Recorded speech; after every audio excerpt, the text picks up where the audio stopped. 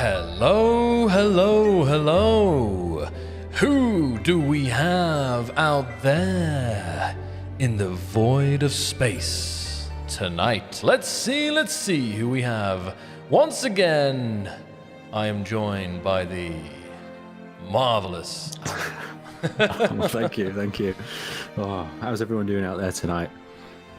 How's it been, guys? 1 week since VS2 Survival Planets and Survival Foundations dropped. What a week it's been, right, Aaron? Following all the drama, yes. all the excitement. Yes, it's been, to be honest, it's been absolutely incredible seeing what the players have been doing with planets and the amount of videos I've seen of players just jaw dropping when they walk out in that scenario. They look over the surface of the planet and they're just absolutely blown away. But we have got an exciting little update and a few feature changes that will be quite exciting to announce today. Definitely. I'd say this update, guys, we're calling it the VS2 Community Feedback Update. And there's, of course, this is not like a super massive release, but there is some very nice things that have really come thanks to the immediate feedback that you guys have given us. So we're going to get into it very shortly here. I just wanted to quickly ask, one word, guys, to describe your first week with planets in Space Engineers 2. Let me know. I'm really curious because I've seen so many cool screenshots, videos. It's been amazing. We've seen so much from them. I mean, some of the screenshots that we've seen are beautiful. First bases on the planets. Some people have colonized a whole sector. Some people are halfway through the second one. Some people have arrived over at Chemic. So, I mean, some players are really committed and locked down them contracts. And the feedback that they've actually been providing has been so useful in understanding how they want to play Space Engineers 2. Amazing. Now I'm just reading here. Wow. Promising. Interesting. So, without further ado, because they say this is, we're going to actually get into playing the game a little bit here as we talk about this, but I'm going to bring up the screen, Aaron, I think, and we'll dive right into the changes that have come. But honestly, guys, we are loving the hype. We are so into it. Let me just see. We're going to switch to, here we go. Oh, I'm going to drag Aaron as well here. Okay. Aaron, in the meantime, while I just do this, is there any, also just when we're thinking here about some reminders for the community? We have got some things going on, haven't we? We do have some reminders. Of course, if you're interested in adding any games to the wish list, that is something I always recommend doing. If you keep an eye on things, you'll get some updates when there's discounts and whatnot. On top of that, if you want to help us in the Steam competitions for Space Engineers 1 and Space Engineers 2, you can vote for them on the Steam pages.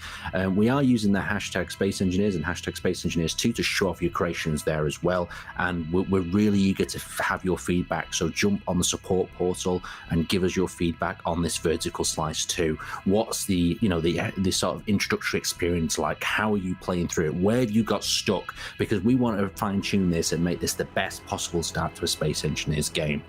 Exactly. So this is probably the most important. We're talking long term. I mean, just note a couple of things obviously we got going on, guys. The Space Engineers 2 plushie is here. I'm not sure if we can get some links in the chat for that. That is still very much on right now, and you can pick one up while they're hot. And we have this. There's also, we have some beautiful new artwork as well. You guys can find over on the Zazzle store as well.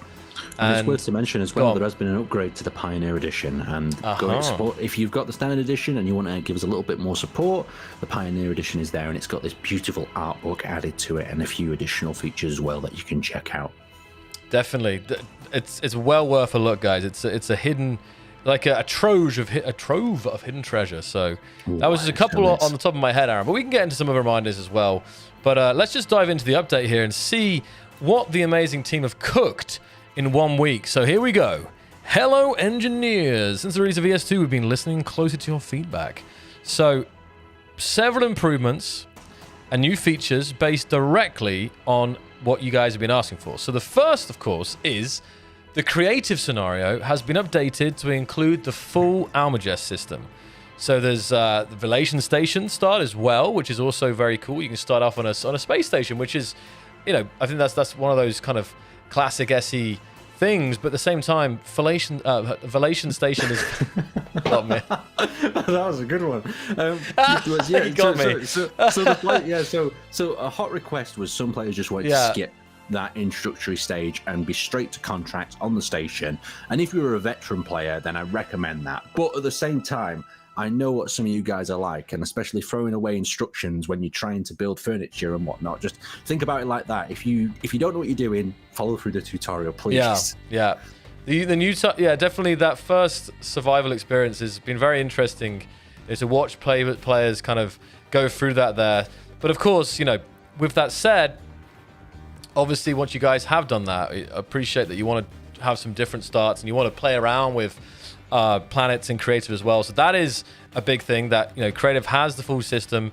You have a Velation station to start, and you can switch any world between creative and survival modes in the world settings, just like in SE1. So that was one thing. Perfect. Absolutely. You see some of the comments after I see some of the comments. I can't believe that. You know what? I wish I could claim that I actually did that intentionally, but it was literally like a slip. It was just a slip in my mouth there. So we've always. So the other thing is, guys, that was the biggest thing I think. Adding a creative mode just for you guys with planets. We've also enabled the debug menu for advanced users, but definitely. You got to treat this with great care. I'm sure Aaron will expand upon this, but this is developer-level access that can bypass limits and easily break or permanently modify your world. For this reason, sessions and worlds touched by the debug menu are automatically tagged as compromised by debug menu and excluded from our crash reports. Just that, that definitely helps, so we're not getting conflicting reports here. So because we know our players like to push the game. So if they are submitted with these settings turned on, it will disqualify them just because we need to focus on the real bugs that are coming in, and it's so easy to make bugs for yourself by using the debug menu because these are high level tools just like the developers are using to create the game. Definitely. And we've seen some people have been playing around with it, they figured out a way, but now we're making it a little bit more accessible. So you guys, if you want to if you're into that kind of experimental shenanigans, well, now you can definitely delve in.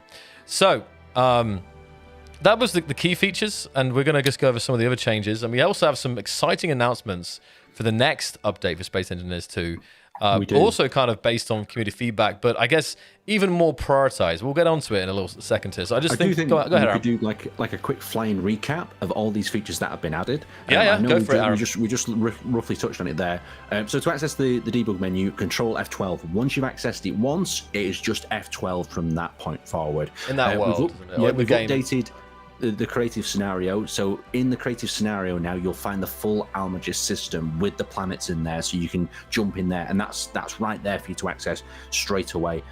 Just like we mentioned, the station scenario is there as well, and you've also got a switch that you can switch between creative and survival modes in your world settings with that control F12 menu. So that's pretty much everything you guys wanted in terms of jumping between. So if you don't want to play this, the survival mode, and you just want to spawn ships in and drive them around, you can now do that.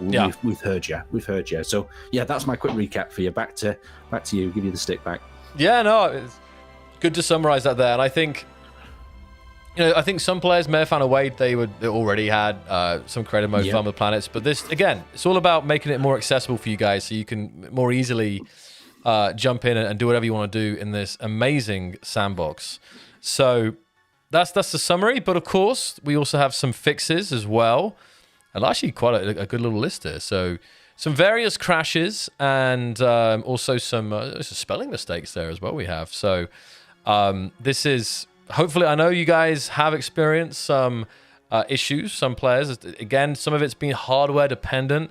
And as we said last week, definitely rest assured the guys are looking at them crash logs. They're looking exactly what we can do to both, smooth and fix the crashes, but also to obviously smooth out your gameplay experience. So. And as you guys seen as well, the hotfix have been flying out as well. Your feedback's been coming in. The team have been working on these improvements and whipping them out as quickly as they can, especially with some of the major issues that I think you're going to jump onto now, Joel, as well.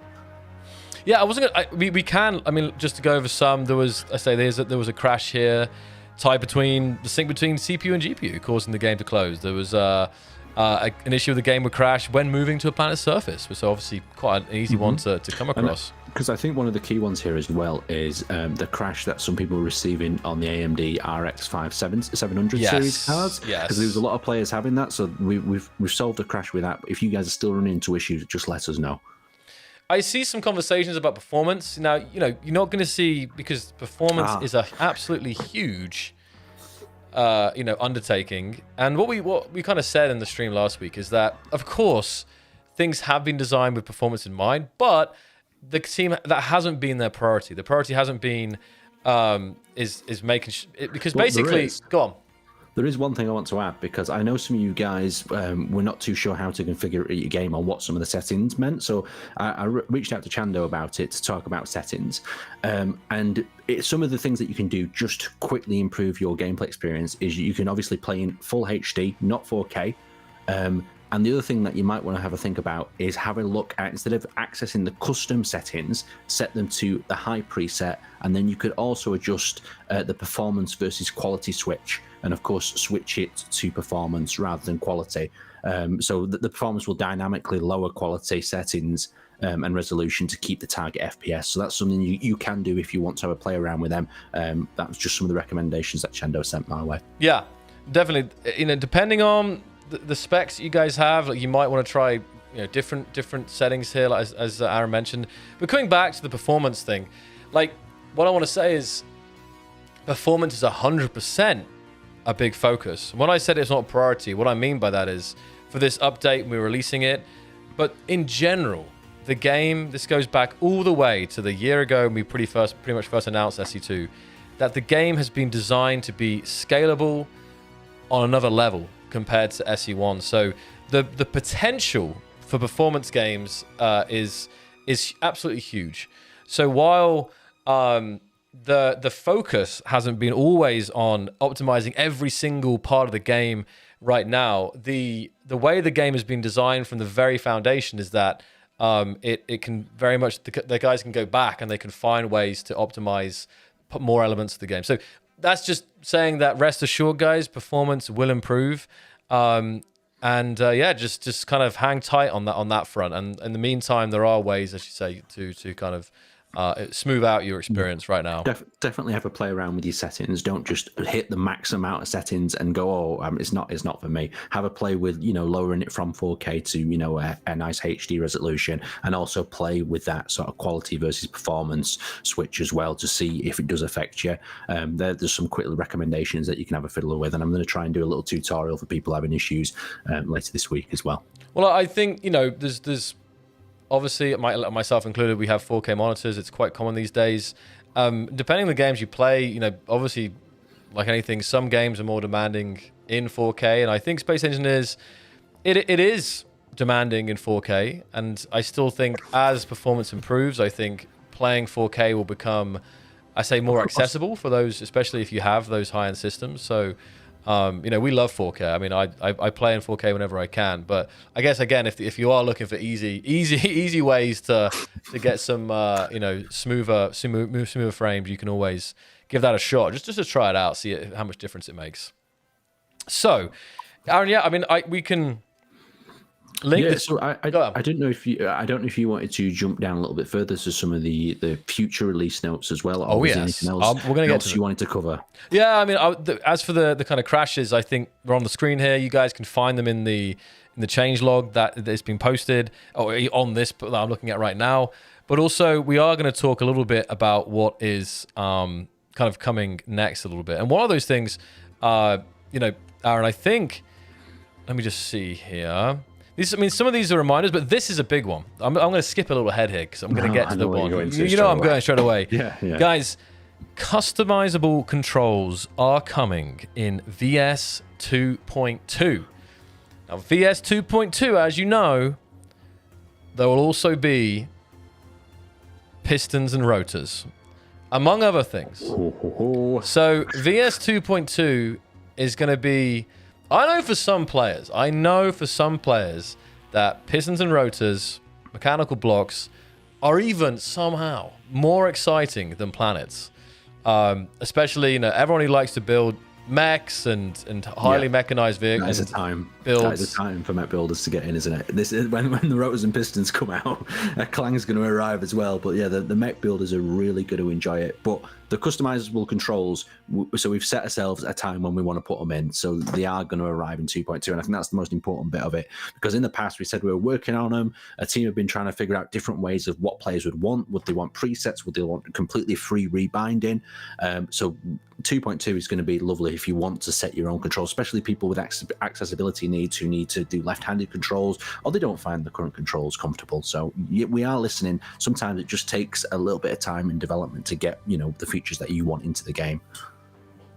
Yeah, so and I say it's making 2.2 even more exciting, and you're not going to have to wait that long, guys. I mean, it's we're talking some months here, but it's not going to be like the gap between 1.5 and Planet and 2. So the plan is to get it to you guys as quick as possible. So I don't think it's going to be that long to wait, and yeah, it's going to be a very, very, very nice update. And who knows what else the guys might squeeze into it.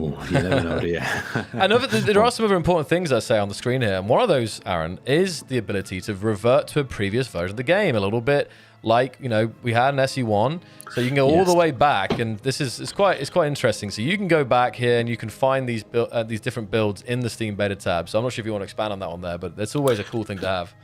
Yeah, I think it's a good way just to see how the game has progressed over time. Definitely. A lot of players don't do it. Or for in the future, if you do find a particular stable build, and remember, as we add water and other things, worlds in the past might become incompatible. I just want to warn you about that. So it means that when the water comes along, you might have to start a new world. That I know is scary for some people and whatnot, but you can get loads of blueprints, keep your blueprints on standby, and you could always re-access this older world if you want to experience it again by loading an earlier version of the game. So that's going to help you there as well if you want to do that.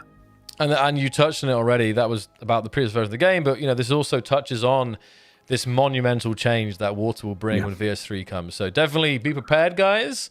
And I can tell you this, I think, Aaron, there's some pretty nice, there's some more very, very nice water teasers coming up, isn't that right, Water leaks. Water leaks, I know. There is. I'm going to be really honest, right? The community have broke into our water system, and Marek's loving it. He's did you see the comment the other day, Joe? I did. Like, thank you for hacking our game. Yeah, I mean, obviously we encourage people to have a look around and enjoy the game. It's not in a ready state water just yet, but there are some videos out on YouTube that are fantastic, showing our early sort of prototypes. There was a big box of water being lifted, up into the atmosphere, and you could see it swelling around inside. So, yeah, I enjoy a good water leak, but obviously we can't be leaking them officially until it's in a bit more of a polished state.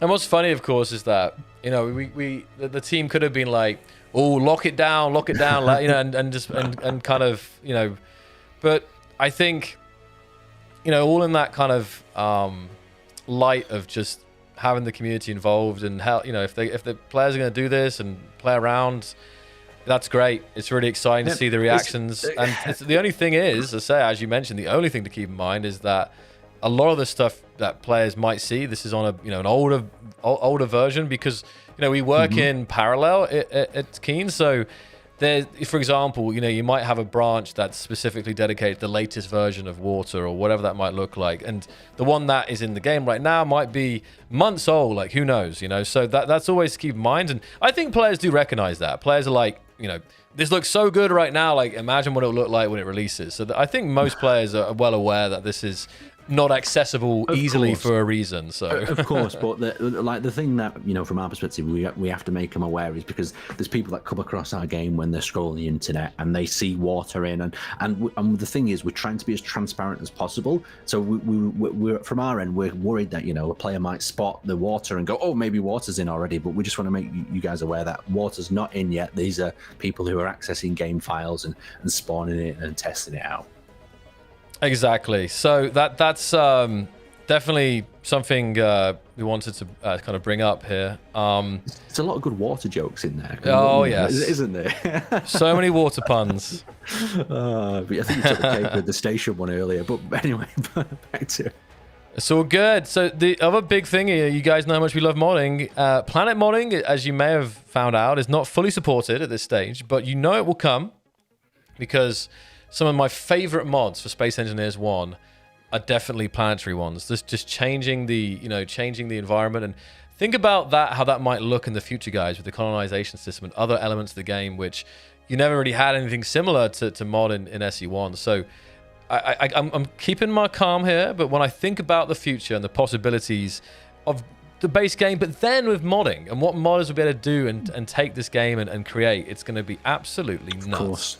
Of course, that's what completely transformed SE1 mods, and probably what has kept it alive for so long as well, because the players have all found their communities, developed their mods, and it's just became an absolute hub for modding and playing the game however you wish. So SE2, yeah, we want to support you and give you them tools, but we've not quite got them ready for planets just yet. Yeah, but of course, there's some skillful players out there, some skillful modders who can go in there without the tutorials, without the pre-built assets that we create, to help modders out, and we'll be able to have a good fiddle behind the scenes. Definitely.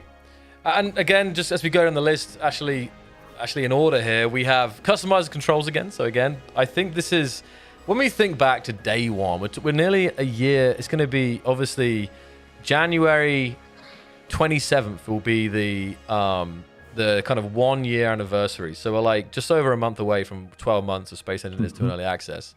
But even from day one, customizable controls was definitely one of those big asks.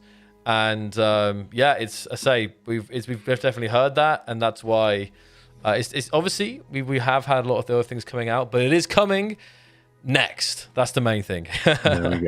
There we go.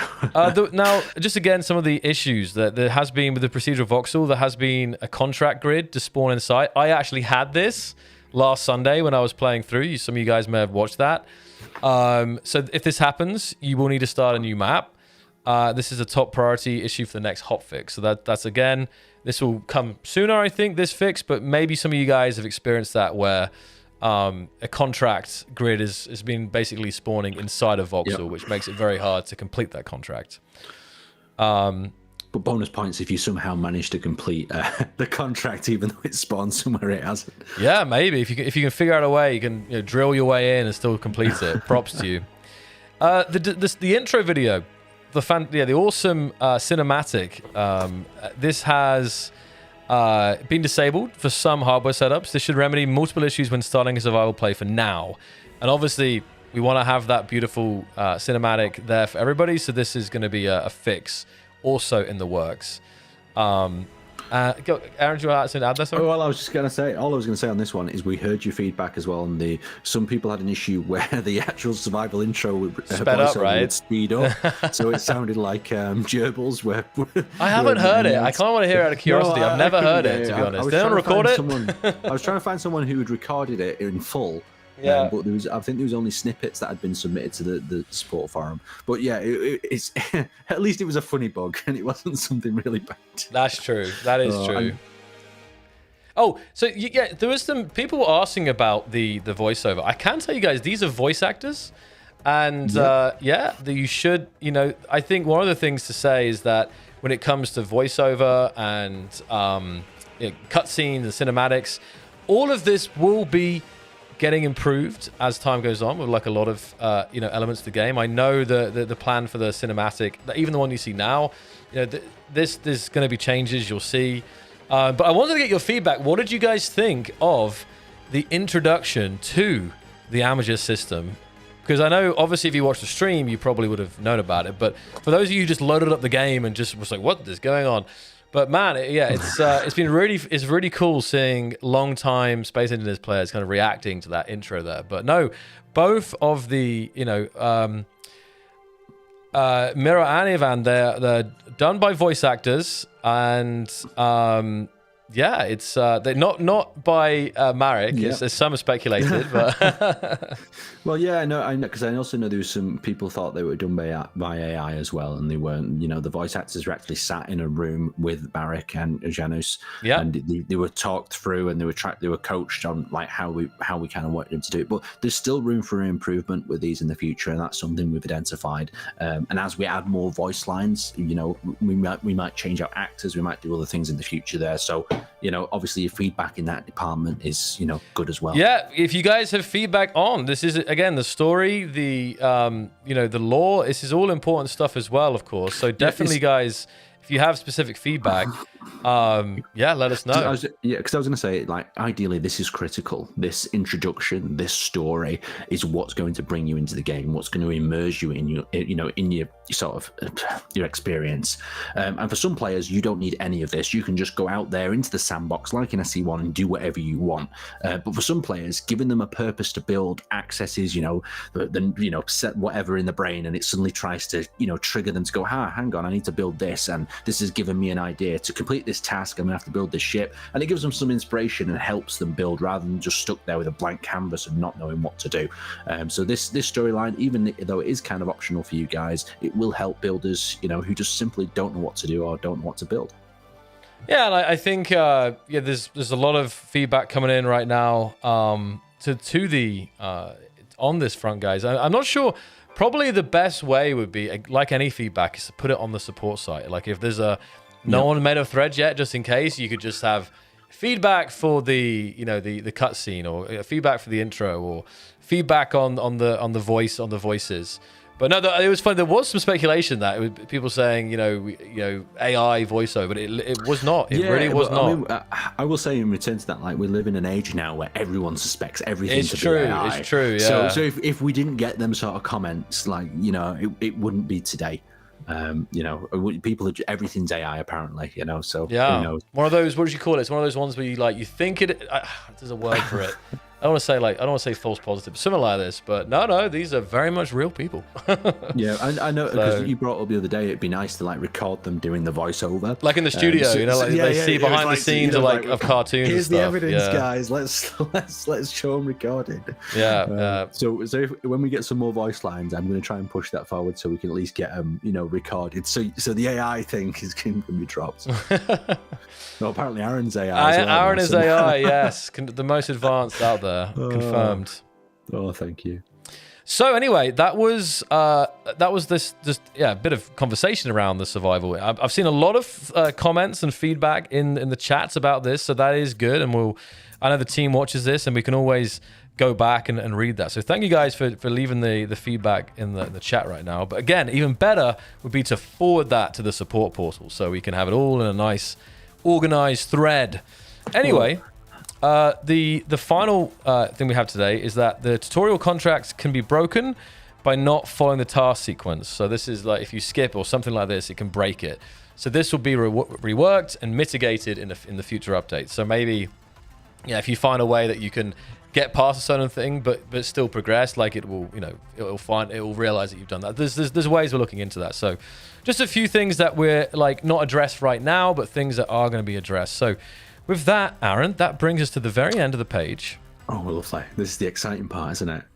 And would you like me to load in now, do you reckon? Well, I would love you to load into the game, because I feel like, we've done so much talking, and players want to, get playing, ask questions, and just have a little bit of a bit of a chill time with us, where we can talk about the game, talk about this week, what we've experienced as well, and really get a good hands-on play ourselves, because we've been so busy doing, community support tasks, putting out extra content, showing how connectors lock and work together, and you've already taken it for a test drive, so it'll be quite an exciting one, this one. So let's jump in and play a bit of Space Engineers, and we can even show some of these controls as well that we were talking about.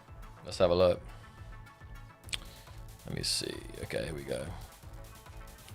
And what else did I want to bring up while we got everybody? Let me see.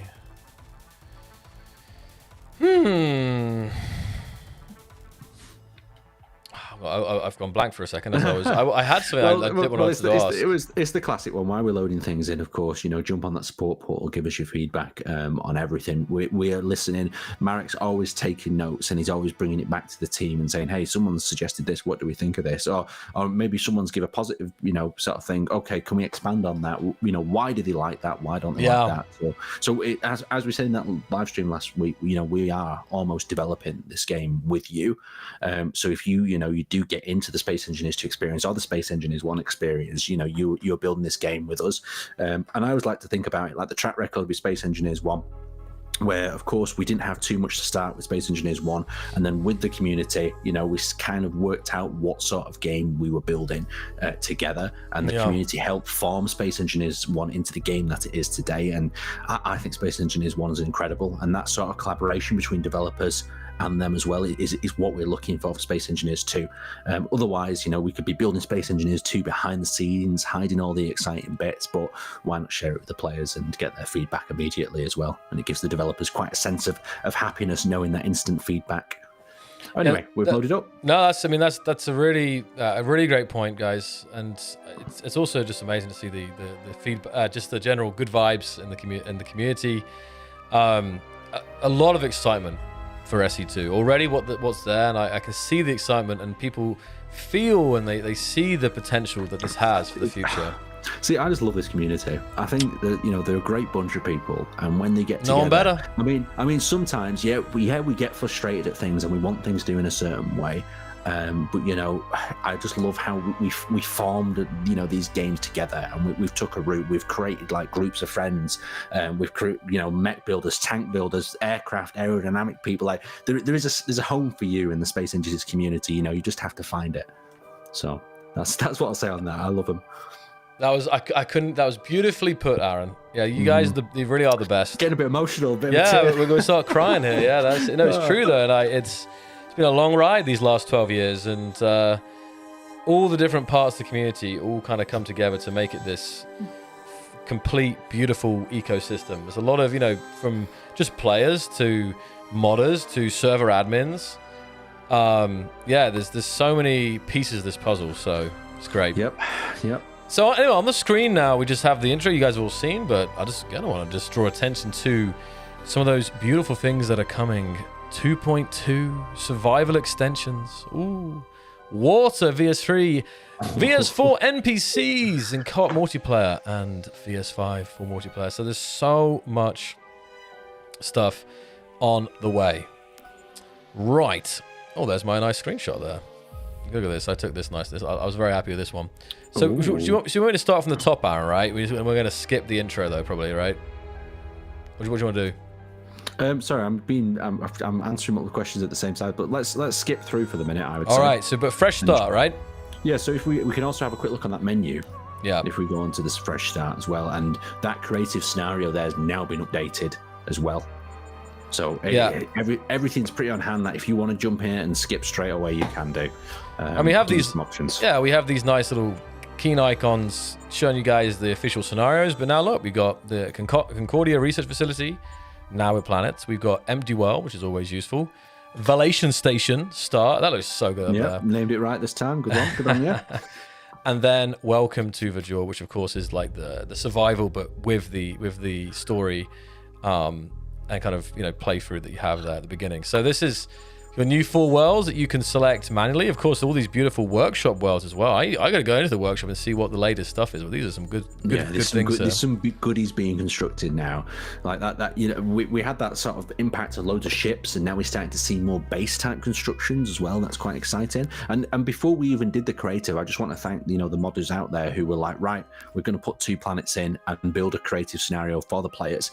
Even though we had it as a great testing base to test, the introductory area, modders were like, right, we know what players want, here we go, and smashed us.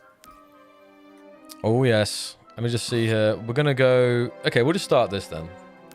Let's go.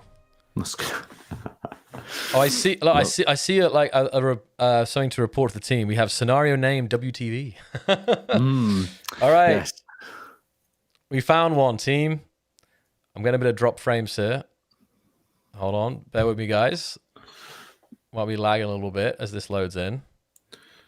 There we go, getting booted up. Let me see. The stream was still good. Just I think where stream is.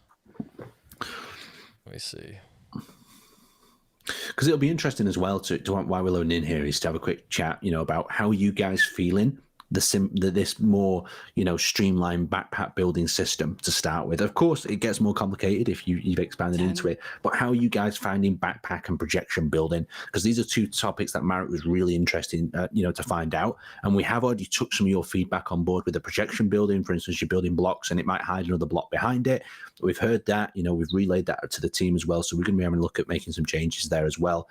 But yeah, tell us about your introduction. I want to hear how the projection building, the backpack building is affecting, how you're playing. Yeah, here the stories. The first kind of, I'm going to skip through this now, guys. But hold on. So yeah, I would love to hear this. We'd love to hear these stories from the Almagest. You know, like. So I was going to pull up some quick bits as people are talking. Yeah, go for it. I've seen this as well because some people were saying no build planner. You know, that's an interesting thing to, you know, we could bring up to the team there as well. But, you know, put it in the feedback there. It's like we've not got a build planner at the moment because it's, you know, it's so easy to build with the backpack building that usually it's just a point and click, you know, welding once you've got your ore on board. So that's why there's build planner not there. But, you know, when you do come to using your components, then a build planner might be advisable. So, add it in. Let us know your feedback on it. Okay, Aaron, we've loaded in. So what am I running in right now? I think I'm running in. Let me just check. Yeah, some people are saying backpack building is a little too good. A little too good. Is that? Do you mean it's a little bit too easy? Because the other thing that I think is important to talk about backpack building and projection building is if you are an SE veteran, it does feel like that. But you've got to think that someone's come into this game. You're welcoming a new player to the world. If you give them the original production system, would they just go, "Hold on, what the hell am I doing?" And then never build that first ship? Because I think a lot of people, when they build that first ship, that first creation, that's what, you know, gets them to stick around and enjoy building more things. Don't mind me. I'm just increased. I was suspicious. I had my field of view turned down for screenshot taking, guys. You know how it is. So that was like, I was thinking, why is it super zoomed in? So that helps. So I was still on cinematic FOV for a second there. So play through this a little bit as we talk. I've seen a few comments as well. People saying that maybe backpack building should be more inefficient than it is. Maybe it's too efficient. These are really important points, guys. If you feel like that, let us know. But I can see you quickly configuring some bits. Have you got it in kilometers per hour? You need that in miles per hour so no one understands how fast we are. No, I was just changing the FOV, Aaron. I was just changing the FOV there. So I do love the new welding. You know, when you hover over it and you can see it now highlight the block that you're welding and give you all the details you need. Oh man, there's some of these quality of life things are just amazing. Because the other thing that we touched on briefly with Marek last week was not wanting to build the same game again. You know, we wanted to pioneer, better or, a different direction. Of course, that was more welcoming, to players, more accessible. I think that was the word we kind of focused on. We wanted a more accessible start. Let's have a look what else everyone's saying about backpack building.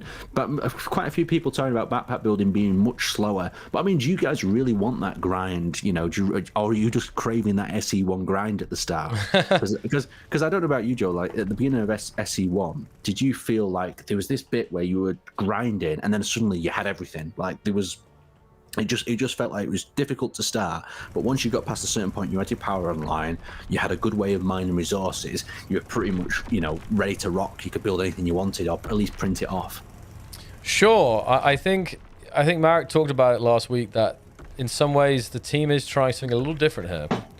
No doubt about it when it comes to this and some would say it's even a bit of a risk to change it up in such a way, but I think the guys, they really want to give it a shot, and I think change is always, especially, it's always can be challenging, but I always think how good the lighting looks. Look at this lighting. It looks so because good. What I'm seeing here is I'm seeing a lot of people commenting about the build planner, and that is definitely something we could bring up, and if you guys have got a good argument for the build planner, I mean, the way it could be is the build planner could be something that's being planned later on, but if you guys put your input in now, then it could kind of shape that way. So get the feedback in, and how maybe some examples of how you'd want to use that build planner, how it would come into effect. Would it be as useful as Space Engineers 1, or would you lay out a build planner differently and make it, the number one thing is accessible and easy so players can just pick it up and go.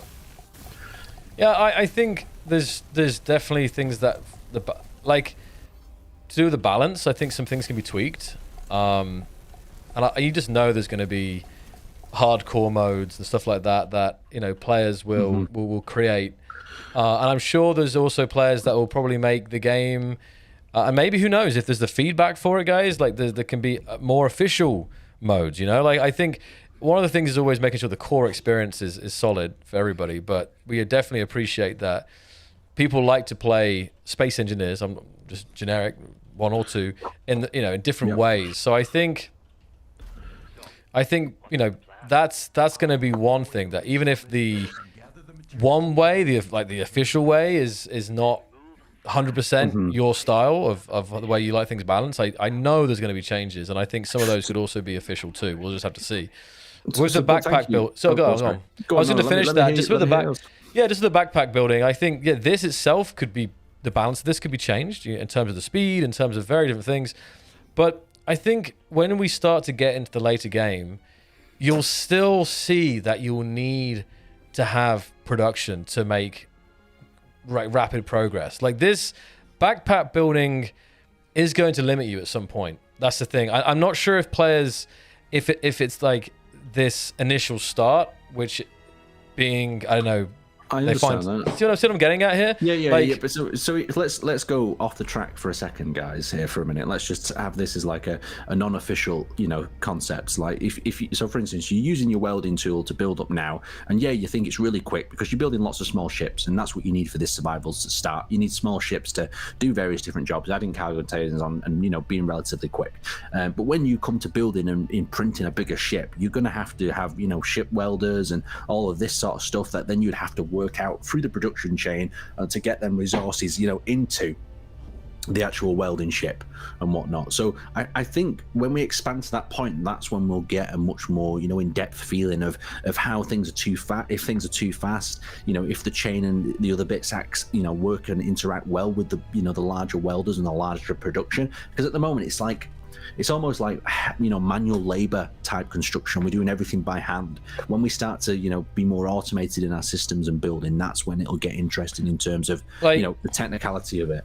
I still, maybe players have already got into it, but I feel like when you start getting into the later game, like, you're going to want to have the same production systems that you have in SE1. And of course you have new blocks of this. We have slightly different production kind of workflows. You may remember the diagram there. So I would say, even this is again coming from like a player's point of view rather than just like a slightly biased point of view, is that in some way it's too early to say. Like, I feel like once you also start progressing in the game and like, hold on a minute, I need to expand my mining operation. I need to get my production. I need to get a bigger factory going, because I cannot build this ship in a reasonable time. Like, sure, if you want to hand weld a lot of it, you can, but it's not going to be efficient. And as we know, there are certain things that you can't build with your with the backpack. So there's going to be advanced components and stuff like this. So I don't think it doesn't like nullify the need for a lot of the things that I know players love building, right? Is what I'm trying to say. Yeah, because I mean, we're not touched on it yet, but it'd be also interesting to see what people have figured out with the projection building and what they like about the projection building. I know we've had a lot of praise about the automated stick, the automated support that come out of them. But if you guys have got anything you want to cast on the projection building, things that you've noticed about it, do you like the idea of not having to use any resources to basically shape out a blueprint rapidly, prototype a design? And we've already heard some of the comments like, I build a block in front of a block and I can't see that one behind it. But yeah, let us know a bit about production building, because and then on top of that, I want to move on to batteries once we've got a little bit of feedback and see how people are enjoying them interchangeable batteries. What about yourself? How are you feeling about the projection building? Have you had a crack at it? I mean, I would be curious to know what there is not to like about projection building. We're moving on from blue backpack, but like projection building, what's your feedback there, guys? I mean, I think it's huge. I think it's really, really big for the survival gameplay. Mm-hmm. Being able to, because beforehand, quite often you might be prototyping in creative, and then you'd have a ship, and then once you've designed it in creative, then you come across survival. But now you can actually prototype, design before you even built it. So it's like, it really is like, you've got a blueprint and you'll kind of design that blueprint as you go, even before you decide if you want to like, finish it up. So, I mean, I think it's huge. It's kind of bringing across more creative elements into the survival gameplay. So I think it's awesome. I'm just curious if there's any... I'd be curious to know. I know Stone's brought up a good point, and this is what we've been mentioning about the show buildable. The show buildable option for Space Engineers 1, players really wanting a show buildable feature. Sure. But yeah, that is definitely something, we can relay back across. And I agree. I agree, because sometimes when I'm printing and welding, I build a block in front of a block, and I'm like, oh damn it, did I get that thing behind it? and the show buildable would just basically hold your hand through the building process. But yeah, you've got some great sort of information coming here, guys, as well. And this is of course on top of the feedback portal. And if you guys want to get any of this information, maybe you've had a great idea, you know, in the stream here, get to that portal and lay it down, and we'll get it to the team so you know you can be heard. Wow. Some great, good feedback here. Just reading this. I'm trying to read. Always struggle with multitasking. Read the chat while I'm grinding. It's just that because I think with this one today, as we're playing, we're asking some quite big questions, because we kind of know from this week of playing ourselves and talking to the community, you know, areas where they're interested in, you know, trying to find a bit more information, or like they're not sure about it. Like just with the playing through this, you know, the survival scenario, like you said, there were certain points where players would, you know, kind of fall off the scenario. Or just like when you're grinding these conveyor straights now, some players wouldn't even think about grinding these down. They'd go straight to mining instead. Like there's multiple ways of playing this scenario. Well, I didn't think about it, but now I know about it. I'm like, oh damn. So I'm curious how many people actually were like, hold on a minute, I can just grind down these things. Because when I was first playing, because I was following the tutorial. The tutorial was like, you know, equip your drill and go find ores, which is fine, and you can do that. But it's just one of those funny things about like a sandbox game of this. Like you can solve it a different way, right? There's more than one way to get to the kind of goal, I guess.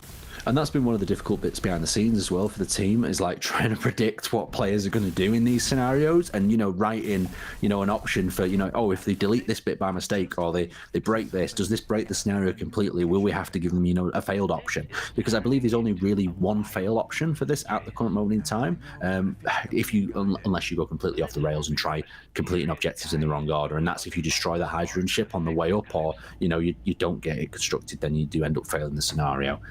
But the team have really worked hard to try and make the scenario, you know, as easy and doable as possible for a new player. It teaches you the foundation, and that's what this update's all about, you know. Yeah. Survival foundations, Aaron. Indeed.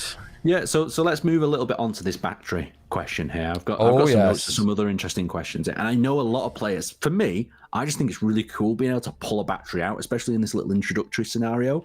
You know, pull one out and ship, plug it back in. Yeah, exactly. It is satisfying. I'm trying to remember now if there's hold on. Oh, there is a sound. Yeah, that's what I was going to say. Like that kind of like. Yeah, because I know in the future you'll have to build these separately, these modules, but at the moment they just come with the battery sort of pre-built. But it's nice. It gives you an idea of something you're gonna have to exchange out. I mean, it'll be interesting when other engines and other systems come into play as well. And the fact that it does this like you can see, obviously you can check here, you can see how the percentage is, like 22%.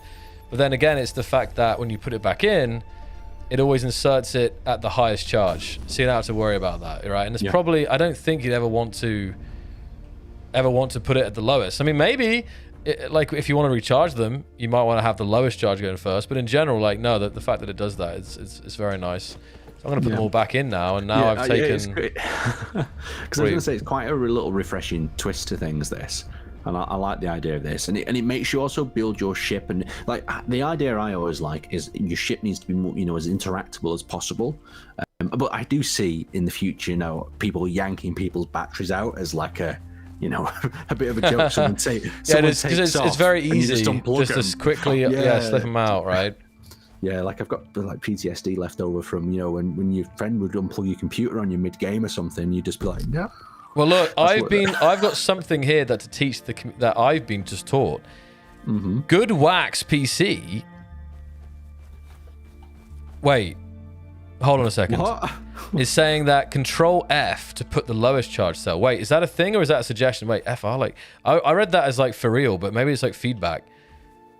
Because that obviously would be cool if there was like a modifier, and then you would like you'd switch it from the highest to the lowest. I'm just thinking now. Feature request. Sorry, yes, you are right. The batteries, I believe, you know, they've got a lot more, you know, features to be expanded on. I was about to say, if I had not heard about that. No, because I was a bit shocked then as well. Aaron was like, I've been doing the tutorial and I didn't realize. Well, maybe it wasn't in the tutorial and that the players had like found it, and I was like, whoa, that'd be kind of cool if the guys had already put that in ahead of time. But yeah, there you go. It's good feedback. Well, it would have shocked me. Yeah, but like, yeah, if you could put the lowest battery in, that would a keyboard. Yeah, that's a really good piece of feedback. Like, please put that on the support polls, and vote it on up. But the batteries are lovely. These introductory systems just make playing survival, really quite relaxing. And then obviously the jetpack boost has been quite a big one for a lot of players. And it'd be interesting to find out what they think about this, because I noticed a lot of players, they put the jetpack on and realize it's not consuming hydrogen, and it only consumes hydrogen when they boost. I mean, is that something runs off energy, right? Yeah, you guys have enjoyed. I mean, I know some players were worried for the future because they were like, well, you've technically got an infinite jetpack. At low speed, so an infinite hydrogen man, but I mean that'll be a hurdle that we conquer later on when we get to that point. Again, it's like there's going to be this vanilla experience, like core experience, which might have certain settings, but well, in SE1 there's a lot of configuration. Like I can't speak on just how much configuration we might get in the future in terms of settings and stuff, but what I will say is that I know, I speak from just from myself playing, is that I've had some of the most fun in like no jetpack survivals, for example. Now, I agree with. So I am sure that this will be either an option or this will be something that you can have in a modded world. I mean, modded world probably will be like super quick. It might even already exist. I'm not 100% if the modders can change that right now, but we obviously have modding support nice and early for that very reason. But no, it's one of those things that I'm curious to hear you guys' thoughts about it, about the jetpack conversation. I think, yeah. So scrolling down my notes a little bit further, another sort of question and another little discussion. I'm loving these little discussions we're having here in the chat. People are really kind of just expressing themselves, and we're reading through, we're picking some out as well. And it was the colonization feature. Yeah. And bringing, and I know for a lot of people, for me, pressing M and a map pops up in Space Engineers is quite like, wow, just in itself. And of course, it's only small at the moment. We've only got our 2 planets on there. And I mean, the distance between these planets could be increased in the future. I know we had it in, some test builds where the distance was increased between them. And the other thing to talk about is the map and colonization. And this is obviously very early stages of colonization, where we've got 2 contracts to start colonization. And I'd love to hear your feedback about how the map looks and feels, but also just how colonization is, how does that affect you and does it make you want to complete them contracts to colonize the area, and how are the rewards reflected at the moment? Of course the rewards are going to change in the future. So let's have a bit of a read through. I'm just reading a little bit. There's a bit of feedback on the jetpacks. Yes. I like the. I mean, I know if we left it to some people, they'd have exploding jetpacks. If you ran out of hydrogen or something, they just combust. Do you remember that mod for SE1 where your jetpack would explode if you boosted for too long? That would be a fun one. I run enough jetpack server. See.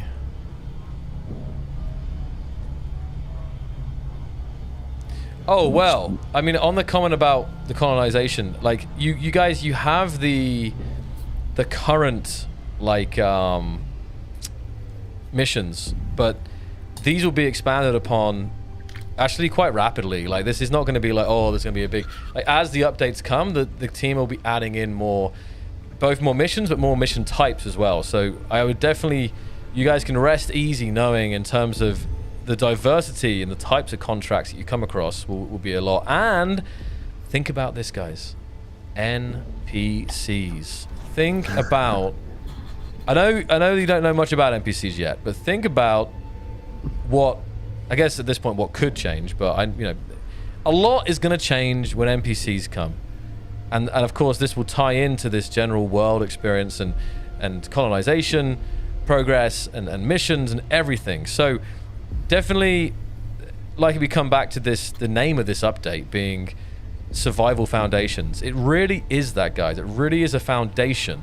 And hopefully, you like the foundation of survival, because this really is still very much the start, and so many systems, so many parts of this game are going to be expanded upon quite rapidly. So, and of course, it's important that you give the feedback as we expand. Make sure that we're considering all the different things that need to be improved and added and changed. But yeah. So because another one I've just seen pop up here, and it's about the inventory and how we're doing the inventory differently in terms of volume. That was probably a good point to explore there with the community as well. And I know we've had a lot of feedback and support, different opinions on it and how we're doing it. So please, when it comes to inventory volume, submit the feedback, join the threads that are already existing there, and tell us how you feel, and not just how you feel, but why you feel that way. And we can also share a little bit, of why we went that direction with the inventory system, and we can bring some devs on these streams and also just explain the direction why we, altered course a little bit from where we were with Space Engineers 1. Yeah. Crashing, several crashes have been fixed, Pristine. Not all of them probably, but a lot of them were fixed. And if there's still having a specific crash, for you, the team, they're getting the crash logs, they're seeing the quantities there, so definitely, as Zora says, Zora's played a new world, and some crashes are fixed already, so that will continue. There continue to be hot fixes for VS2 in the coming weeks. No worries about that. Aaron, what I wanted to say is here, I'm looking at this shot here. I just found a beautiful kind of opening of the trees. That's a nice screenshot right there, isn't it? I still feel like we need to have like a screenshot competition. And it is on my card of things. There's a lot of things that I'm trying to set up at the moment, but a screenshot competition is definitely on there. But we need to wrap up the music one first. I know, I understand, but I wanted to say, because I feel like there could be different categories, because there could be something that's just like pure nature category, and it would even be like no grids, no anything, just the planets, and finding a spot. Yeah, I'm serious, like the wildlife, you know what I mean, like you'd find a spot like this, and there's different times of day, the different biomes. There's like 12 on verdure, there's a couple on chemics, so something like that. But then of course also the different categories, there'd be like, just straight up like builds, and then there'd just be like an overall one where it'd be like this mix with a cool station or something. I'm just saying it. Just a little tangent. 100%. That is something 100% I want to do, and it needs to just be fitted in the right time. So we will have a screenshot competition. We will get that done. And who know what? To be honest, we've already been discussing a little bit what the reward could be for the screenshot competition. And I've said I'd really like it to be a plushie, but we'll have to see. We're still in the negotiation stage of that. So yeah, we want to get some nice screenshots going. But here in my notes, I do have a very exciting question, both for you and here as well. So we were talking briefly about contracts before, and I'm going to say I want to go off into like a fantasy land here now. We know what current contracts that we've got, but what contracts do you guys want? Yes. Like, what would your dream contract be? Like, I mean, I'll give you a little bit of picture of my dream contract. I mean, the thing is, obviously these systems then have to be implemented by the team, and they might not be at that point with with NPCs and whatnot at the moment, and other things that you'd want in your scenario. So as we layer them systems up, then the scenarios get more complicated. But how are you thinking of one? Are you cooking one up, Joel? Have you got an idea of one? Because I mean, I would like a hazardous cargo one personally, or a demolition contract. So you're transporting some sort of hazardous cargo between two locations. Maybe it's irradiated, or maybe it's like some loose cargo, that's in the back of the ship, and you've got to be delicate, or it's going to explode or something. There used to be an old mission, the Italian Job, where you had to transport a bomb around. Yeah, like something like that. I mean, maybe you had to move through some canyons and some difficult spots. That could be one. Or another one would be a demolition contract, where you have to carefully disassemble a ship and then lift these components aboard a ship to carry it away to be salvaged or something. Pirate hunting we've got in there. Let's have a delivery of convoy.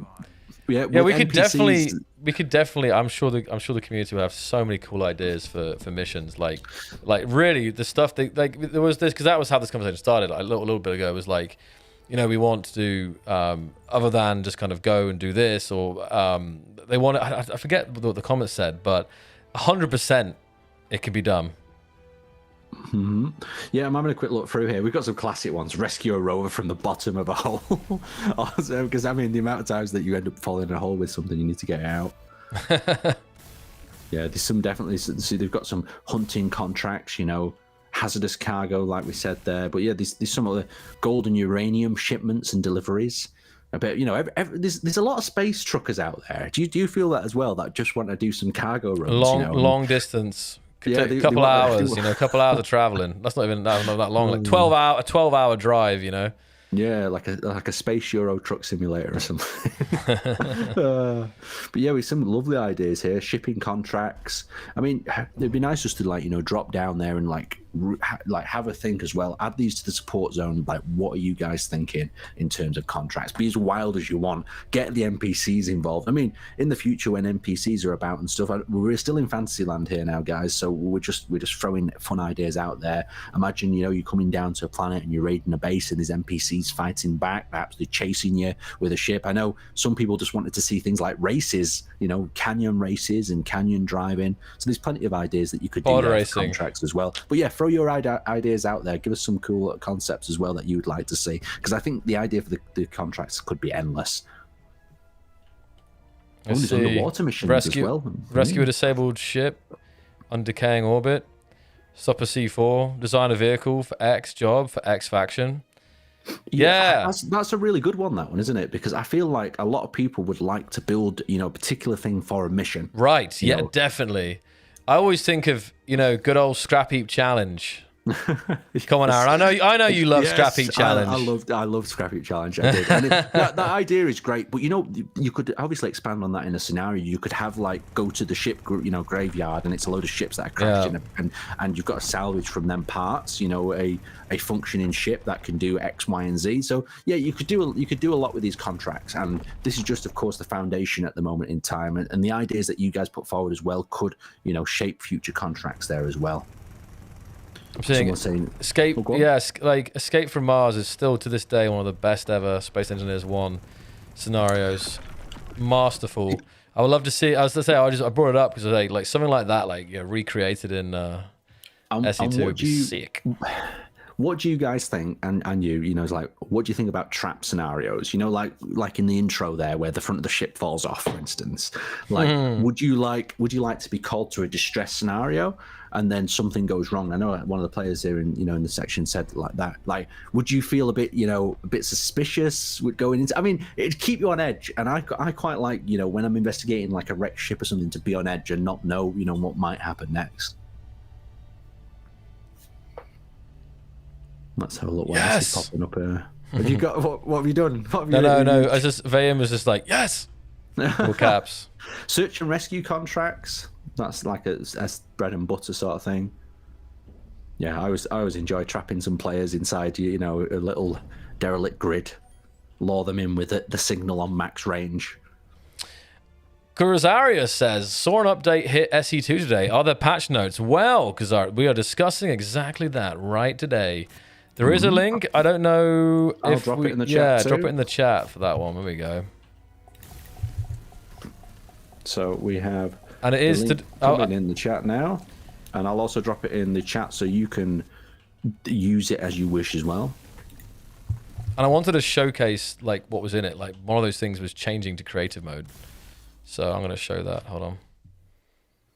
Yep, let's show off what the update was. We got too excited talking about everything else, didn't we? All right, I'm like playing through as well again.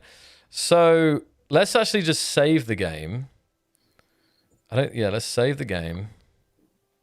Oh, I could have just backed out, but there's some cool one. There's more cool scenarios coming up.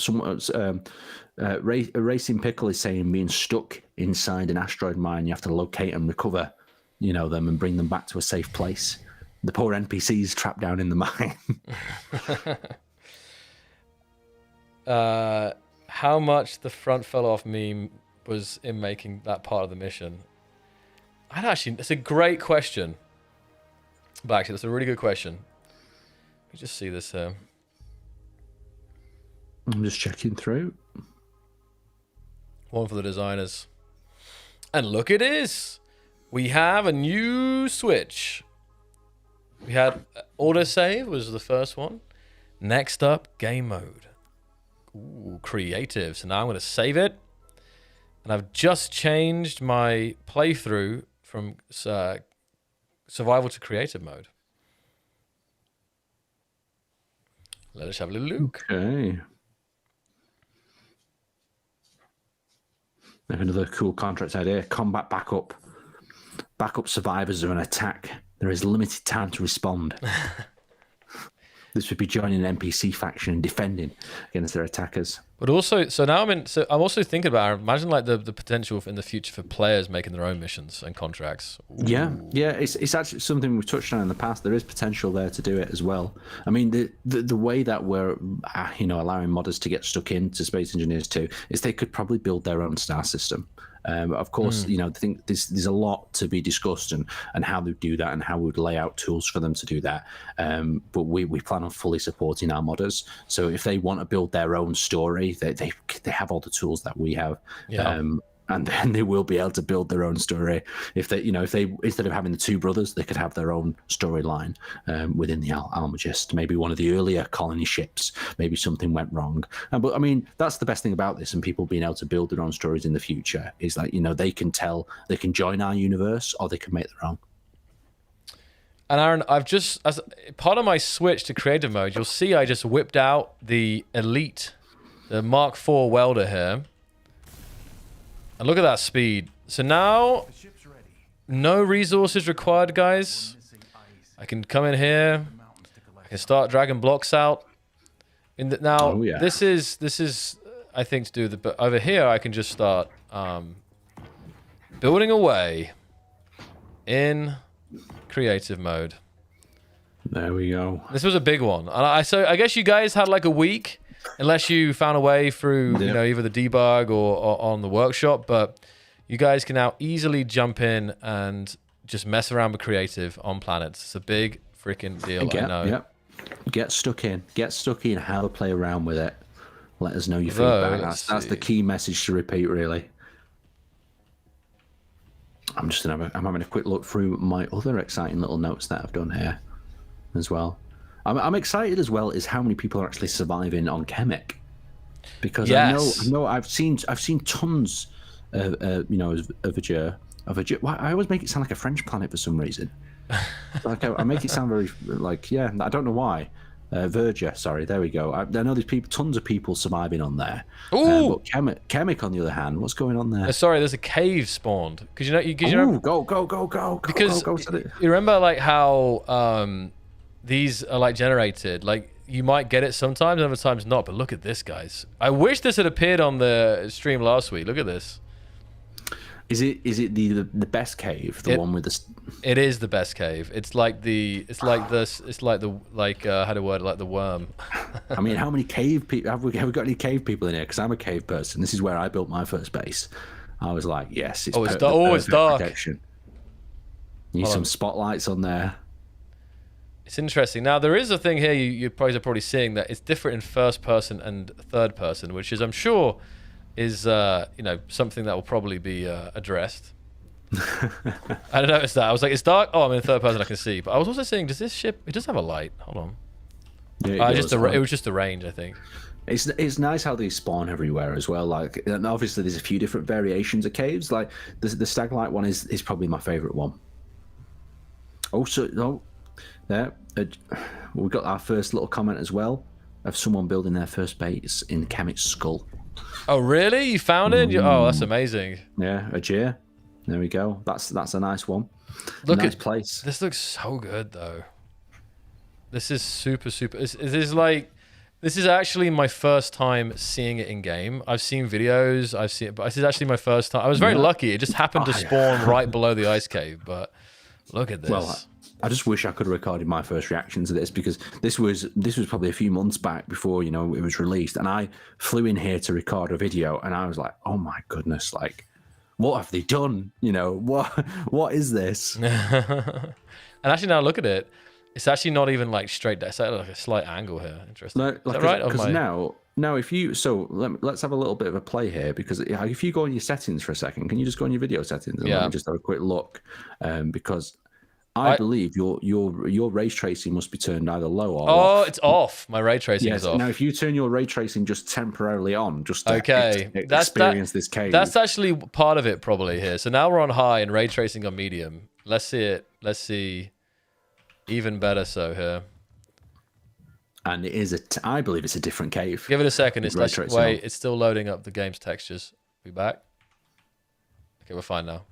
I need a new PC, guys. It's not a secret. Wow. Yeah, the light behaves. Look at that. Yeah. Beautiful. It's beautiful.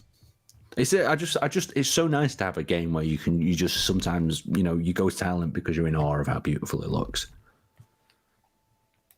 Is this ice as well? Hold on, can I mine this? I think this is. Well, have a look. Maybe see what resources are in here as well. Whip your drill out.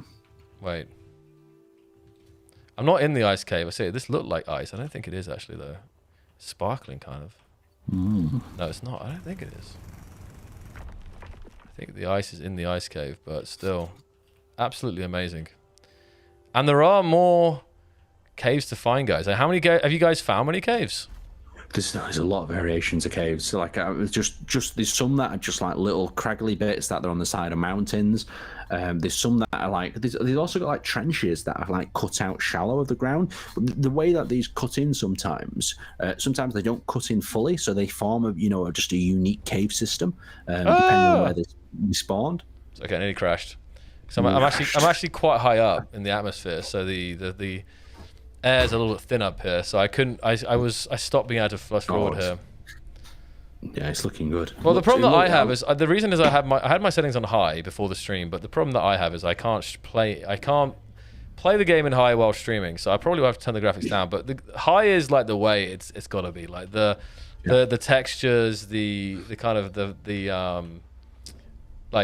distance. It looks so good in high settings. Yeah, it looks so real as well. That's the other thing about it. Just looks so detailed. Yeah, I get a lot of frame drops when I'm specifically streaming. So I will go down to medium, guys, for the stream's sake. But there you go. Oh, don't be going down to medium. I thought you were crashing then. No. We're good. There you go. Yeah, it's beautiful. I love the cockpit though. Like, I mean, the ambient interaction with the button press it excites me so much, even though it doesn't do much. And I really hope the team, we expand on more cockpit ambient animations in the future as well. Oh, let me grab the level, because now I'm in creative mode, right? So let me grab the level 4 drill. Let's get cooking. Ooh. Yeah. Look at it go. And of course, there'll be damage now. These in the future. I know the drill's the same. It's just a logo that's different in the minute. I need more though. I need to drop all this stuff. Because the other thing would be interesting is see how, what would be the fastest time someone has speedrun this, tutorial introduction. Because when I've had to rush it to get to the end to do other things, like it's taken me about 40 minutes, 45 minutes at the max. But I'm sure you could go faster. Still need more space. Okay, I'll scrap this. I'd be surprised as well that there's so many people who haven't added a container to this ship, to carry ore, and there's so many loose containers around that you could just grind down, and quickly build one up on the side and have a bit of extra storage. But yeah, there's loads of little tips like that, and veteran players as they get constructing, will be able to do it and quickly get constructed. The other comment that I've seen going on in the comment section as well is about stone, and it'd be interesting to get your opinion on this. Is that stone, doesn't actually do anything now? There is no stone ore. Like, are you guys feeling like you want your stone back? Well, because, I mean, people are doing I've so much to definitely try and get seen rid the of comments about it. The question is, I just don't know. This is one of those ones, Aaron, as well. We should definitely think about. I would say doing like a poll. I mean, in many ways, the support site can function like that. But like, we could do like just asking straight up, like and seeing the percentage, like. But I want to know why though. I want to know why they want the stone back, because I mean, I know the stone feeds it into SE1's production system, so you can craft things out of the stone with the survival kit. But I'd be interested to see what they want to use the stone for within Space Engineers 2 and its existing system. Because I don't know if you experienced this, but for me, I was always getting rid of stone. I was constantly just throwing stone out of my storage. Because it was always taking up space. That was one of those examples where I kind of got ahead because I'm in creative mode. So ooh. Yep. Duke says he's team no stone. Have we got any team stone in here, apart from Stone himself? How many of you guys parked in the front of this ship like I did the first time? You only parked there because we asked you. I was like, oh, just park there. I wonder if I. Let's see. But obviously you saw in creative mode, guys, I didn't actually need to put any hydrogen in the ship because here we are in creative. I'm just trying to get through the tutorial a little bit. We'll just hop out. Should I try? I'll try. Let's see what happens. Nothing bad, right? I'll try again. Last time I actually got very lucky. So I logged on. Oh, I wonder if it will keep it up. Let's see, because it's got the thrusters to turn on. So I wonder if it'll have the same effect now. Let's see. Lots of good ideas, you know, regarding stone popping up as well. We need Mark IV welder. Let's go. Mark IV grinder. Woo! Oh. Oh! Oh, there it goes. I thought you crashed. Oh my goodness. Oh my goodness. I caught it this time. It's spectacular when it falls off, though. My ship is actually on there. Oh shoot. Oh shoot. Oh, no, you took the hydrogen ship. Oh, I actually... That might be a bit critical, that. Has it got enough thrust to take us up to space? That was way worse than I expected. No, I've not got to it yet. But all that's left are the batteries. Oh. It's left me the power modules. That's nice. That's not good. We need to get to space with that. Oh, back to orbit. Find a deep. Hold on a second. Well, it's funny because it's gonna be like. Let me see. If I get this, I'm wondering if I can still. I just can't believe you knew it was going to happen, but you still parked on the... I know, because I thought that I could because last time it didn't destroy the ship, it disconnected. So I thought. I also thought that the ship. I also thought that the hydrogen might keep up this keep up the weight. Like it'd be strong enough. Yeah. Like I thought maybe it was just mainly armor, so I thought maybe the little tug ship could hold up the front of the ship and then it would just be hovering there rather than disconnecting. But it could not. So mistakes were made.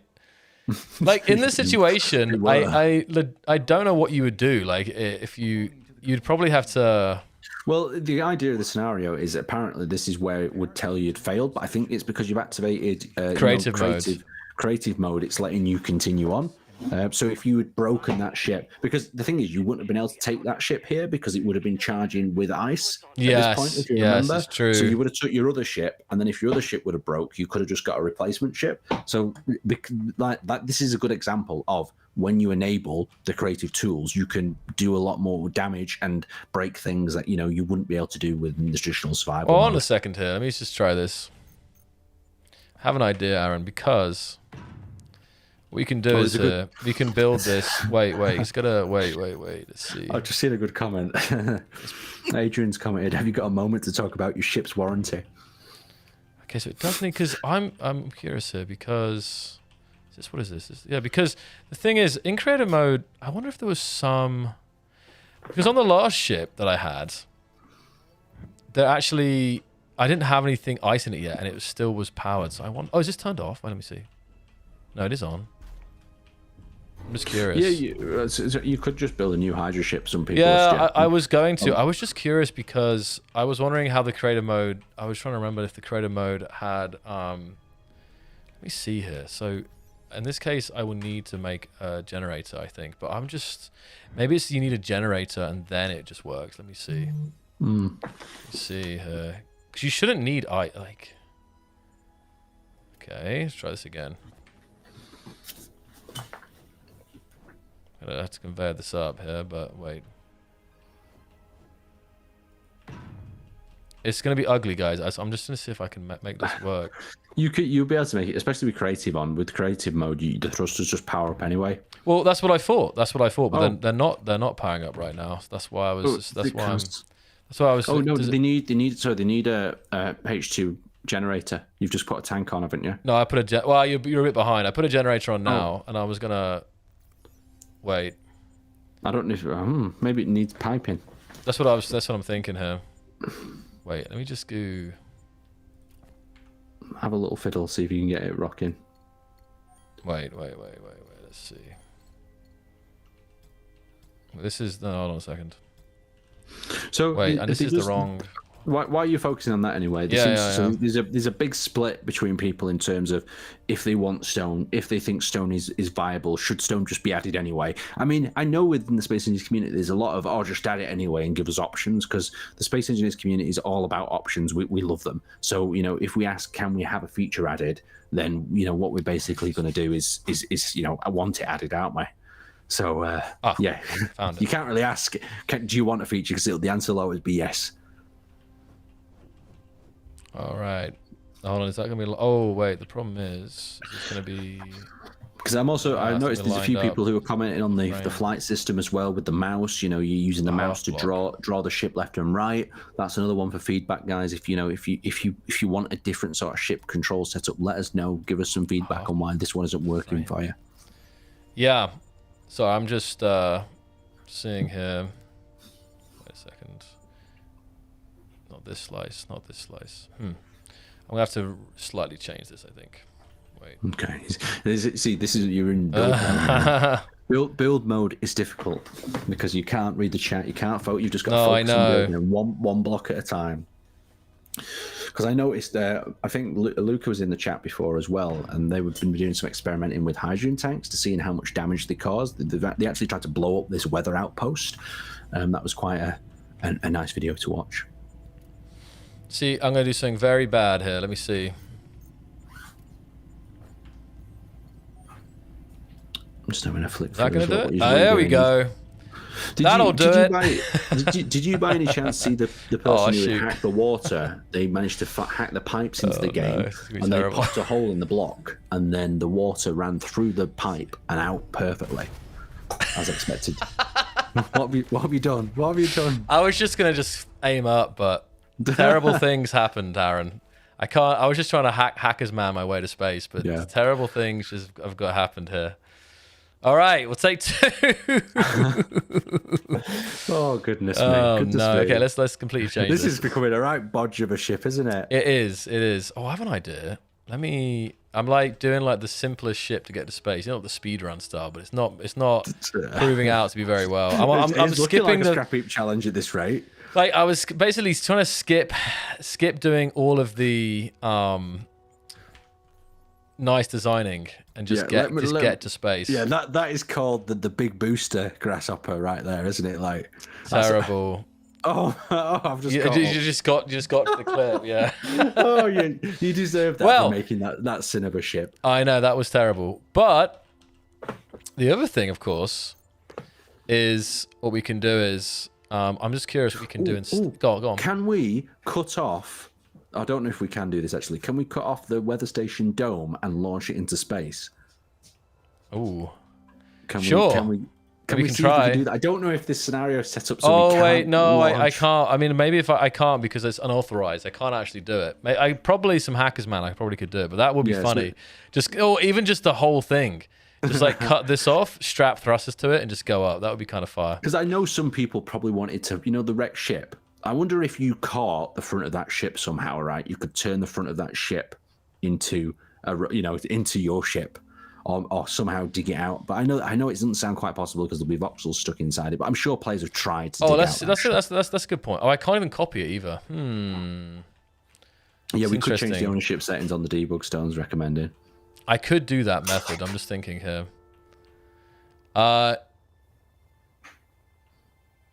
You can interesting. Well, could we copy and paste the tower? We could. No, we'll just have to do like this. But no, I think that probably won't help because I think if I do this, is that the Mark IV? I still think it's going to be like. I could.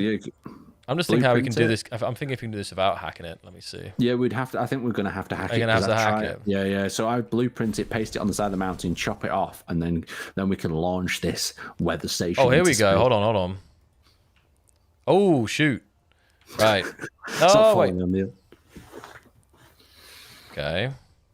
So this is the other thing about having these creative tools is players want to do this. Players want to mess around and break things, and giving them the creative tools like this to do silly things like this it's just good fun, isn't it? We all like a mess around in. Oh, I've just caught up. Were you trying to cut the weather ball off? I was trying to cut. Yeah, I was. Just seeing here. All right, here we go. Let's place this in. Hold on. All right. Okay, I'm hoping for something there. This is the beautiful creative mode playing here. We'll place it mid-air. Oh, that might not be there. Okay. What could go wrong, guys? All right, let's see now. Now it's mine. Hey, there you go. Now,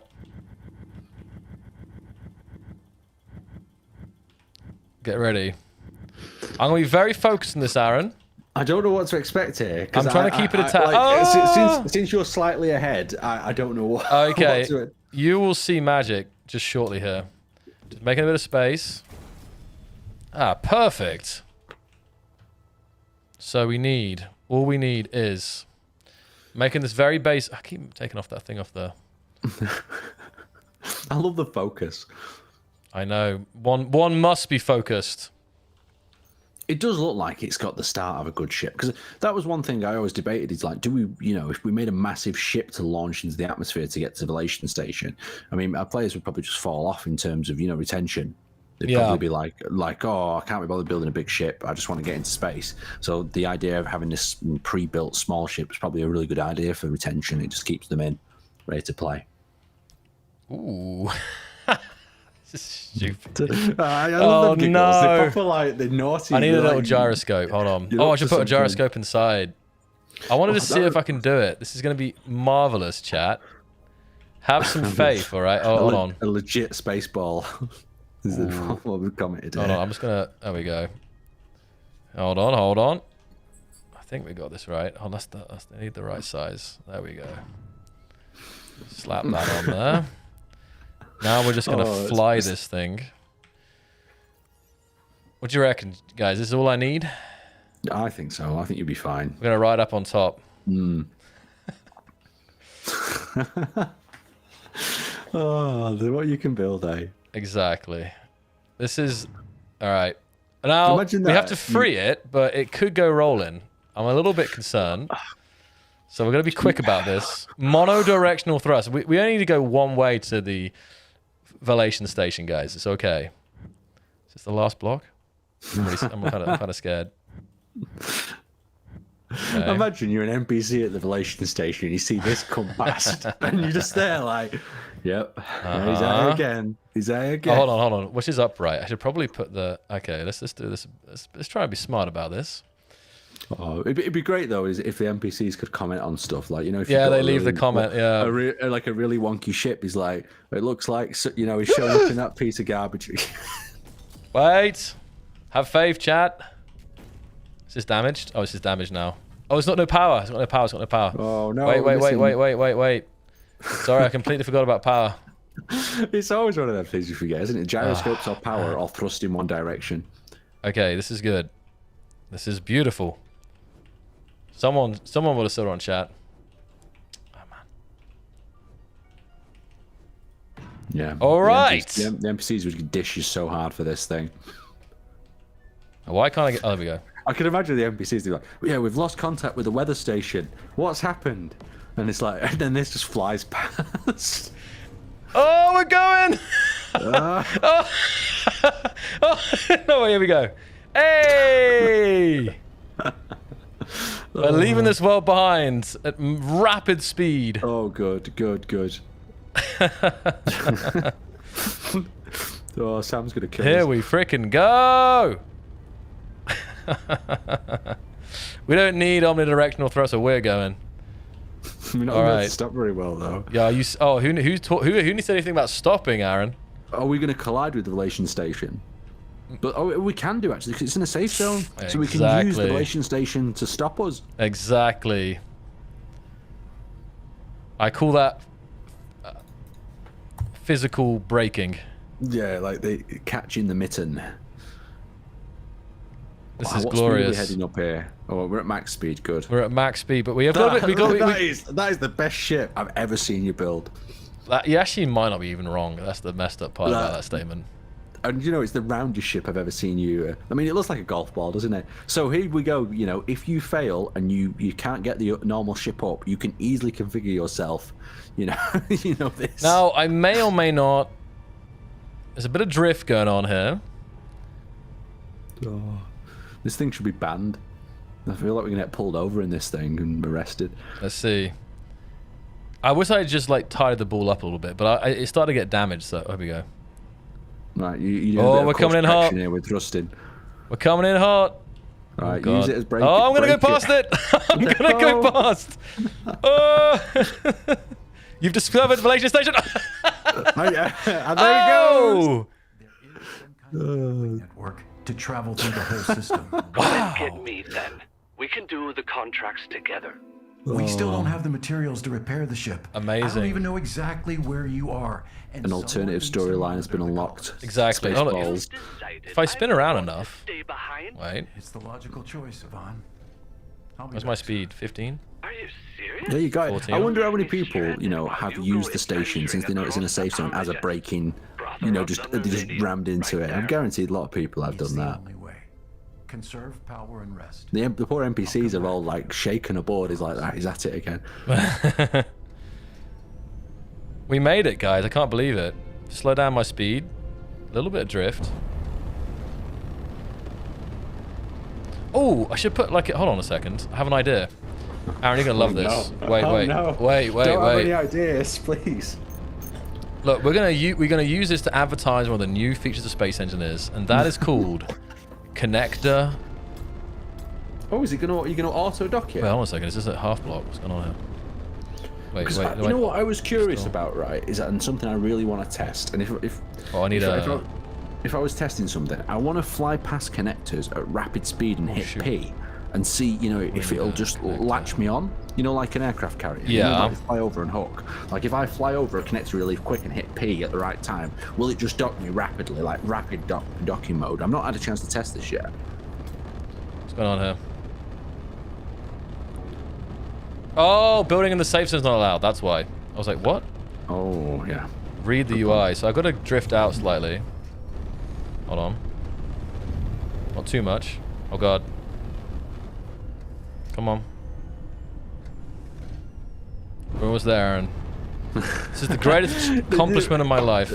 It just, you know, it feels like a lot of people should get into space in an alternative method. Maybe that could be the challenge. Get to the relation station without using the hydrogen ship provided. There you go. As soon as we get this, I'm going to put down a beautiful connector here. Boom. Yeah, I think there's a bit more skill as well having one thruster, isn't it? It feels like you're actually piloting a spacecraft that you with the drift, right? And you gotta offset it. All right, here we go. I say that and look at the actual spacecraft we're piloting. It's a ball with yellow. This is gonna be really hard, actually. This is gonna be unbelievably hard. I'm not sure I can even do this. Here we go. Well, you could have. Sides. I'm gonna say, you know, if you guys have seen Interstellar, think of that. But this is like. Oh, if we could play the Interstellar music right now, that would. Oh, I actually don't know if I can do this. I'm tripping out here. Hold on. Oh, don't thrust. Yeah. Wait. Launching the weather station needs to be an achievement, definitely. Okay, hold on. As soon as you get that line up, Ooh. are you using the station? Wait. Activate the boost. I'm trying to get it where we need to lose momentum somehow, don't we? I think you're doing it. I think you're hacking it here. You've got it. I'm tripping out though with the direction to roll. Hold on. Come on. Oh, where am I? You've got this. Come on, guys. He's got this, hasn't he? He can handle this.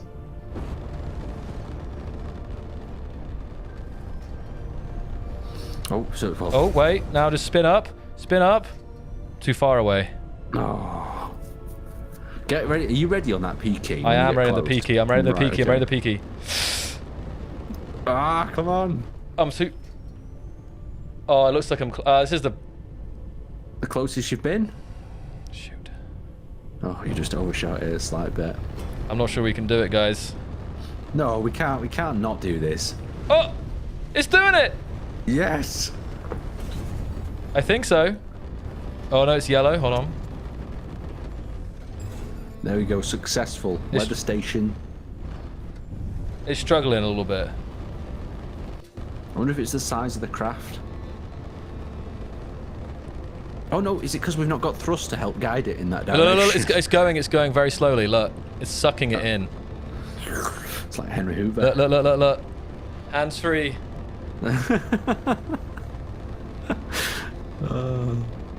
This is really dumb. I like it. You've just described my entire Space Engineers gaming experience. What this says, look, you can activate your creative controls now, and you can have some fun, and you can even have some silly fun in the creative scenario. You know, you can do this introductory phase however you want now. You can even fly your own ship if you wanted to be crazy. Is it going to turn green? Steal the weather station. I think it's trying to pull in. Like, hey, there we go. I think it's just lacking thrust, though, isn't it? We've done it. We have, in fact, done it. What a beautiful sight. Amazing, Aaron. We've lost contact with the weather station. Oh, man. The weather station seems to be... honestly, Aaron, I still think that's a great like ad for auto docking, right? I think because of the balance and stuff, it wasn't pulling it in. Maybe because of the size as well. I don't know, but it was working. It was pulling it in. It's just because of the way things are. It was like it was taking a second to slowly pull it in there. So it's interesting that it must have some sort of suction to it, because I've never tested it without thrusters on it. And of course, it seems like when it has thrusters in all direction, the auto docking does work easier. Right, because it's not like just the magnets. It's actually, that's the thing. It's not the magnetism of the docks. It's actually the ship will thrust towards it. So that would explain the kind of conundrum there. So I don't know how that was even working, to be honest, but it did. Maybe there is a slight magnetism effect as well. I mean, I think there is. So maybe it was just that was enough to get it docked. So the next challenge is make it to the station without any thrusters being used. Have to invoke Clang at that point, I think. Yeah. But anyway, not because it was easy, because we thought it would be easy. I thought it'd be easy. There we go. Well, there we go. Do you want to start to bring this to our I think so, yes, sir, as we approach the 2-hour mark here. But it was I say, guys, it's a bit of silly fun there at the end, I think. But it's a challenge, right? And we all love a bit of challenges, so. There's one thing, though, that I've got here in my notes that I'd like to do. Since we've got creative tools, can we copy and paste the relation station and let it fall down to the planet? Oh, God. I'm sure we can. Now, it's not going to let me do it, but I'm going to have to do it if I turn on this and I blueprint it. Okay, we can do it just for you, Aaron, just to finish this. Yes, well, this was on my notes. I was like, I really want to see this happen. I know everyone else wants to. We're going to do it. Because this just needs that slow, dramatic music as it falls. I don't think there'll be anything left of it, though. Do you think... Take your bets in now, guys. Is there going to be anything left of this station when it collides with the planet? Or will it hit a tree and survive somehow? We're sending relation station, but no, sorry, we're sending the weather. Right, let me see. Where's the? Oh, that's the only problem. I've lost where the. It's okay. The blueprint is. We lost the blueprint. No, I got the blueprint. Right, let's see. Where's the gravity? We're not in gravity yet. 1G. So let's speed it up a little bit. 0.5, 0.6.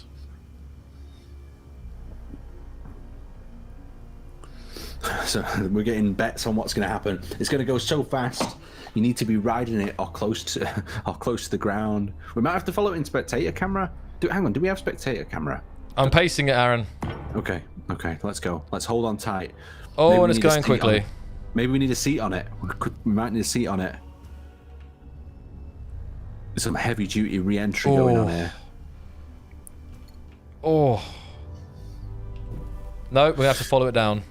Oh, it's a nightmare scenario, this. Like, I think a lot of players would hate to see their grid being sucked in. I mean, we've all done it. We've all had a ship with iron thrusters on, and we've got a little bit too close or a bit too excited. And you know, we aim up and we hit that W key and we hope for the best. Oh shoot! I can't come out of freaking. See if you can catch up with the space ball and sit on the space ball. Wait. Oh, that's a good idea. Yeah. Let me see if I can catch up in time. Let me see. Am I getting on it? Nope, it's still getting away from me. No. Oh, hold on, I'm catching up now. There you go. Activate your boost. You've got infinite the problem is if you come out of boost, I'm catching up now. Come on, guys. Like, we need to get into that. Oh, space man. ball. No, we don't want to lose sight of it. We can't lose sight of it. I'm getting closer, but I don't know if I'm not sure if I can get to it if it hits the ground. I see the shadow of it on. No. I'm not going to make it. Oh, we're gaining. We're gaining. Oh, it's going to hit the ground beforehand. So do you not think we can catch the space ball quickly and, No. and eject it? No. No. Oh, that would be... maybe it'll survive, Aaron. Oh, well, you know what? There's a chance it might survive here, but this is going to be some impact. We've got to understand that, and we are going to probably experience a little bit of a hit to performance when this thing smashes into such a large grid. But we'll see what happens. You know, it looks like it's going to land in where the ocean would be. Yeah, right in the middle of the ocean. Only if the water was there to save it, eh? Right, how much is going to be left? That's the question. I've caught up. Very nice. Oh, wow. That's actually not a bad... I've just created a new starting scenario. Look at that, Aaron. It's beautifully placed in there. Look at that. Like, if you just saw screenshots, you would never... And you didn't see the Relocation station. You might just say, oh, this is a straight up, like, outpost here. Well, you know what? That survived a lot better than It I did. thought it would. It really did. But I get because the other thing could have been though where it impacted, because this is sand, isn't it? And remember, we've got different sort of thicknesses of material, and the sand is one of the softer ones. So it did. I don't absorb a know lot actually. Apparently, because there is some damage, but it also landed like perfectly horizontal, pretty much. Let me see if I'm gonna be. Yeah, there's a slight tilt to it. That's all right. That's not a crime. That could be an amazing base though, couldn't it? It really could. Like it looks as good as it looks in space on the ground as well. Damn. Yeah. Well, that's a spectacular way to come to an end, really. That's a good way to end it. Yes. That's baseball. No, you did it again. Velation station, orbital. Now. Oh, yeah, Aaron, you have to think about this. Because you guys remember there's going to be water, right? And you know how deep some of the oceans are going to be. Like, this is actually going to be, if you look where the water line is. Oh, yeah. This is actually going to be pretty deep. But I actually think, other than the solar panels, because that would be not really fitting, like, in general, like, I feel like this would look pretty cool. Like, you come down, you see the lights glowing through. Like, this would actually be a pretty cool underwater base.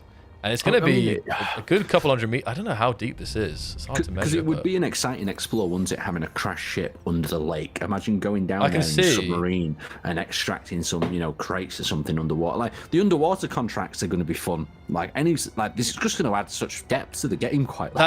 I see you did there. I didn't mean that. That just happened. But that's actually funny you said that, because when we talked about, not enough contracts, now maybe, but of course, they're going to come, just different types. You mentioned NPCs, but think about all the contracts that could involve water, So I wanted to fly up here to see, because I'm pretty sure this is one of the deeper... I don't know if this is... I think that's like beach. I think this is one of the deeper... Like, look at this. If we fly across this... It does look like quite a deep one, to be honest, isn't it? You know what that means? I think this is kilometers deep. If I'm trying to like stay in line with like the water line. The water. Look at that. That's definitely a water line, isn't it? Look, all the way around here. I mean, where's the foliage stop? That's probably a good example. That's it. That's just it. Let me just fly directly over it here. Hold on. So we're not getting there. I mean, it's not particularly accurate, guys, but I'm just a rough idea of just understanding how deep some of the bodies of water might be. I'm gonna get directly over it here. There we go. So about 1.2 kilometers deep. And that'll be underwater, probably. And this might not even be the deepest spot. That's pretty wild, right? That's incredible. It is. Let me bring up my finishing notes as Sure, well. go for it, Aaron. I'm just scrolling through to find it quickly because it's minimized in my excitement watching it fall from space. Let me find it.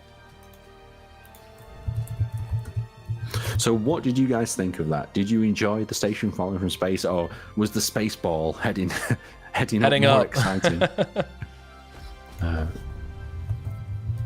Bringing it up. So yeah, I was just basically what I just wanted to do was just kind of have a little bit of a final recap of exactly what all the little bonuses and exciting bits to cover. So we've got our various different competitions, and finally I've got the document up here. So of course, there is going to be more hotfixes to come. And remember that VS2 just lays the foundation for survival. Your feedback is critical in helping us shape the future of this game. So get your feedback, get your support, comment on some of the things that you commented on as well today. Send us the feedback in the, what sort of contracts would you like to see in the feedback. There's some great ideas in the chats there as well. VS 2.2 is right around the corner, and it introduces some very exciting mechanical blocks. And just a reminder, make sure you check out our Make a Ship campaign. We've got a plushie for Space Engineers 2 now available. We've also got posters available on Zazzle.